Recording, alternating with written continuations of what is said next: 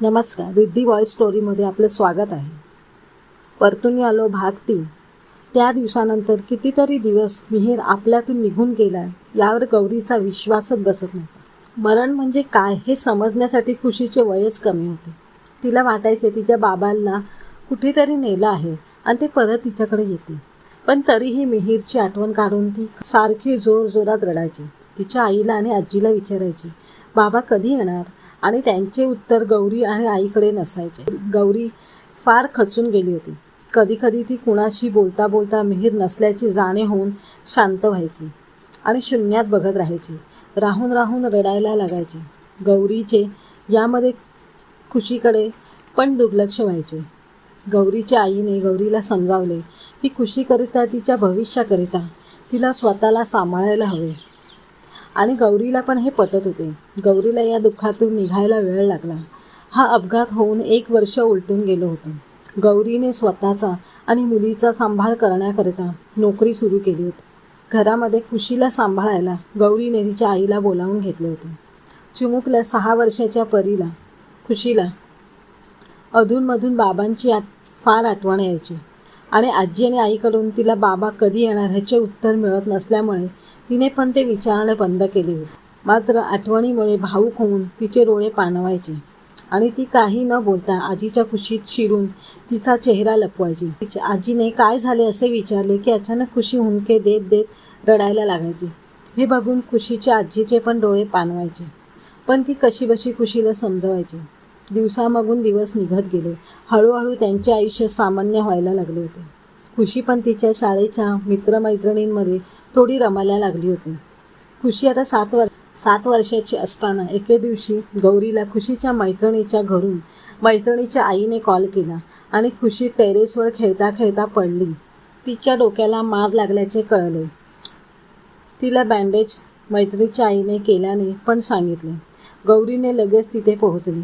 मैत्रिणीच्या घरी तिच्या टेरेसवरती रेलिंग तुटलेली तिला आढळली. पण सुदैवाने खुशी टेरेसवरून खाली न पडता समोर टेरेसवरतीच पडली होती आणि दुखापत किरकोळ होती. गौरी खुशीला घरी घेऊन आली. त्या दिवशी रात्री झोपताना खुशी गौरीला म्हणाले, आई मला बाबा दिसले. गौरी आश्चर्याने बघत, बाबा कुठे? खुशी निरागसपणे म्हणाली, नेहाच्या टेरेसवरती. गौरीने लगेच खुशीच्या तोंडावर हात ठेवला आणि तिला कुशीत घेतले. ह्या तिच्या भासाला कसा विरोध करावा हे गौरीला कळलेच नव्हते. पण त्याचबरोबर तिच्यासमोर काही प्रश्नही निर्माण झाले. खुशीला काही मानसिक आजारांनी तर नाही ग्रासले, कारण ती अजूनही तिच्या वडिलांना पूर्णपणे विसरली नव्हती. त्या घटनेनंतर खुशीने बराच वेळ तिला तिचे बाबा दिसल्याचा दावा केला. कधी रोड क्रॉस करताना, कधी शाळेच्या आवारात. ते हे गौरीला जेव्हा ती सांगायची तेव्हा गौरी तिला विरोध न करता फक्त ऐकून घ्यायची.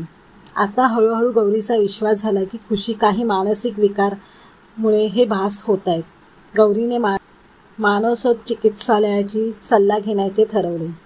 मानसोपचिकित्सकाच्या म्हणण्यानुसार खुशीच्या लहान वयात ती तिच्या एका मोठ्या मानसिक ट्रामातून गेली होती. ती म्हणजे तिच्या वडिलांना तिच्या डोळ्यासमोर झालेला अपघात. आणि कदाचित खुशी अजूनही मनाने तिचे वडील मरण पावलेत हे मानू शकत नाही. काही दिवस मानसोचिकित्साबरोबर खुशीची काउन्सेलिंग चालली. हळूहळू खुशी पण प्रतिसाद देत होती. आता तिच्यात पण असल्या गोष्टी करणे कमी झाल्या आणि नंतर तिने असा काही दिसल्याचा उल्लेख केला नाही. खुशीमधील बदल बघून काही दिवसांनी गौरी पूर्ववत सामान्य झाली. दिवसामागून दिवस आणि वर्षामागून वर्ष निघून गेले. खुशी आता 13 वर्षाची झाली होती. खुशी अभ्यासात हुशार होती आणि फार गुणी होती. तिची शिक्षिका अबोली यांची ती लाडकी स्टुडंट होती. पॅरेंट्स मीटिंगला त्या फार खुशीची स्तुती करायच्या. एका मीटिंगला त्या म्हणाल्या की खुशी अशी खूप खुश राहणारी आणि गुणी मुलगी आहे, पण कधीकधी ती फार शांत होऊन जाते आणि कसला तरी विचारत असते. हे ऐकून गौरीला खुशीची आता पुन्हा जास्त काळजी वाटायला लागली होती. काय चाललंय हे तिला कळतच नव्हते. गौरीला एक दिवस टीचर्स नोटमध्ये शाळेची सहल जाणार असं कळलं. तशी दरवर्षी सहल जायची. गौरी खुशीला काळजीमुळे नाही पाठवायची, पण या वर्षी खुशीला सहलीला पाठवायचे गौरीने ठरवले. त्या निमित्ताने का होईना खुशीला आनंद होईल आणि तिच्या वडिलांच्या आठवणीत पुसट होण्यास मदत होईल असा तिला वाटले. गौरीने अबोली टीचरला तिची विशेष काळजी घेण्यास सांगितले. 12 जानेवारीला सहल शिमल्याकरिता निघाली. मुंबई एअरपोर्टवरून दिल्लीला प्लेनने, नंतर बसनी, चंदीगड आणि सिमला असा प्रवास होता. शाळेच्या टीचर, स्टुडंट्स आणि स्टाफ निघाल्या. गौरीने त्यांना निरोप दिला. दुसऱ्या दिवशी गौरीला फोन कॉल आला.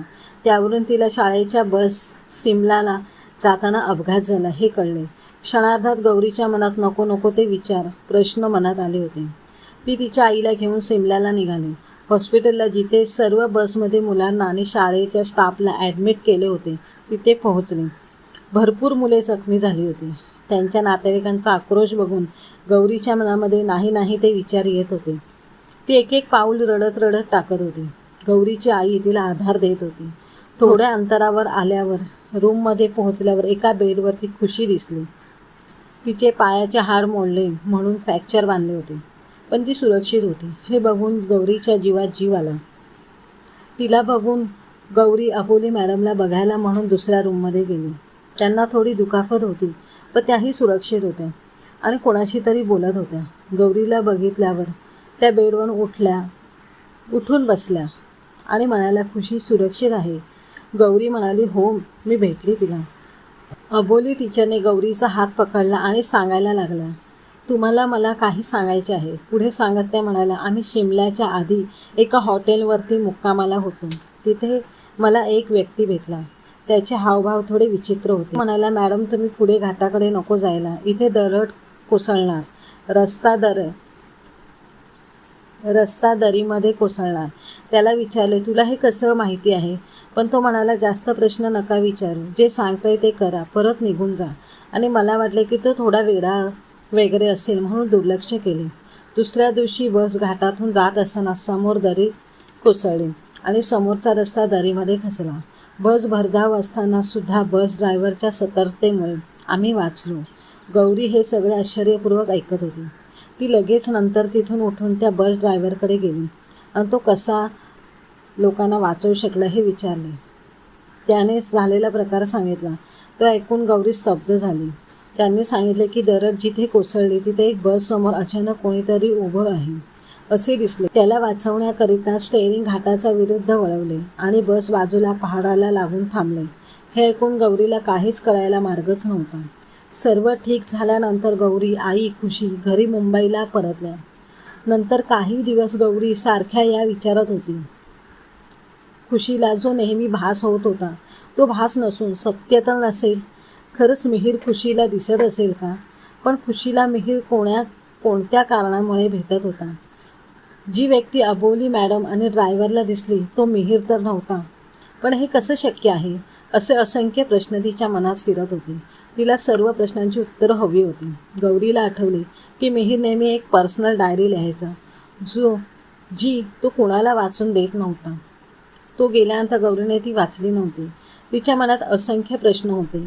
त्या दिवशी बाबा आणि मिहीरमध्ये असे काय बोलणे झाले की नंतर मिहीर असा अस्वस्थ झाला आणि बाबाने गौरीला का नाही सांगितले. त्या रात्री मिहीरबरोबर बोलणे झाले. तिने डायरी वाचायचे ठरवले. ती वाचल्यानंतर तिला मोठा धक्का बसला. त्या डायरीमध्ये मिहीरच्या वडिलांनी सांगितलेल्या भविष्याचा उल्लेख होता. त्यानुसार खुशी दुर्घटनेमुळे अल्पायुष्यामध्ये मरण पावणार होती आणि याच भविष्याला मिहीर नकारत होता. वाढदिवसाच्या आदल्या रात्री त्याला ते स्वप्न पडले. त्याचा उल्लेख पण त्या डायरीत होता. त्या रात्री त्याला स्वप्नामध्ये कार अपघात झाला आणि खुशी मरण पावली असे दिसले. हे डायरी वाचून गौरीला तिच्या सगळ्या प्रश्नांची उत्तरे मिळाली होती.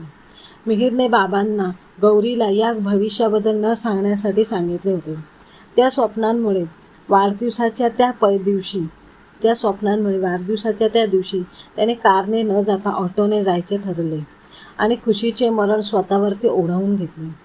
मरणानंतरही त्याला त्याच्या भविष्याच्या कारणाने आणि खुशीबद्दल त्याच्या प्रेमाने रोखून ठेवले होते.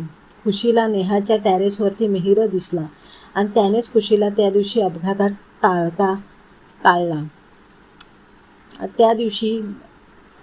टाळला अशी खुशीला खात्री पटली आणि नंतरही तो खुशीला असल्या कारणांमुळे वारंवार भेटत होता.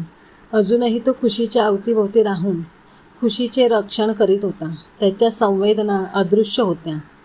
मित्रांनो, ही कथा तुम्हाला कशी वाटली जरूर कळवा.